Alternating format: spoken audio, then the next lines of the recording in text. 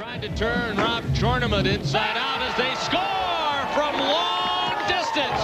2-point goal and folks, we're all knotted up. I'm here with one of the red-hot salsa players, Ray Matz. Ray, you're a defensive stalwart out there. I see you going down, blocking a lot of passes and shots. How do you do it? I'm just out there. I got a great team out there. Everybody's back checking. If I get lucky, the ball hits me. We got Shaw back there who's just doing an awesome job back there, and I just try to contribute best I can. He'll glide to the top of the zone, collect the ball, shoots it on goal, grabs his own rebound, and tucks it home on the short side. It came down to it where success, hockey, had a lot of victories there, but there was always an emptiness.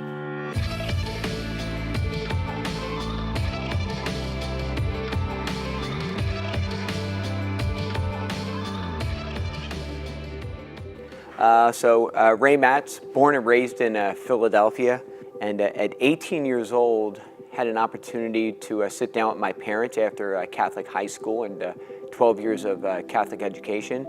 And my parents come to me and say, hey, you're 18, you're an adult, so you get to make your own choices now. And so at 18 years old, I was able to make my own decision and not want to go to church anymore. In my 20s, I had an opportunity to start a landscaping company up in Philadelphia.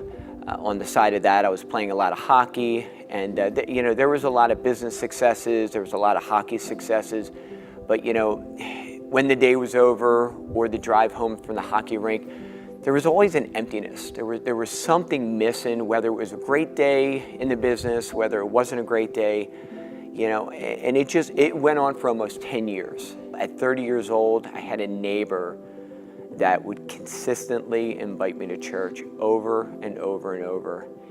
And probably within a year, finally, after several times inviting me to church, I accepted the invitation. And literally, the pastor talked about the difference between religion and a relationship.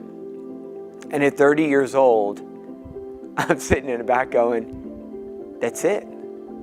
That's it. It took me 30 years to understand a relationship with Jesus compared to being religious. I was very excited.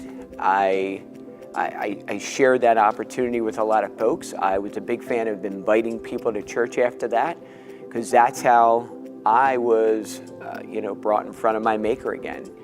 Tying all that into where we are today. So we moved down to Florida 3 years ago, Fernandina Beach.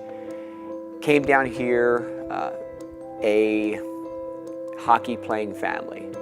Got down to Florida, and as you all know, there's not a lot of hockey, especially in this area. So literally I looked around, and Main Beach had a rink at the time. I talked to the city about possibly putting a program together. And it was a good opportunity where we could give back to the community. And my goal was to invite people to church from that program. We've had just about 10 baptisms coming from the program, 50 to 60 people involved, kids and adults. A friend loves at all times. He is there to help when trouble comes. Proverbs 17:17. So think about that. When things get bad, the Bible talks about being there for a friend, right? It's great to have hockey people coming from the program, coming into church, sharing their stories, and then continue, be one, make one. They can go out and invite their friends too. And like I said, it's one thing. I played hockey for years, had a lot of successes, but filling that emptiness came with an invitation at 30 years old.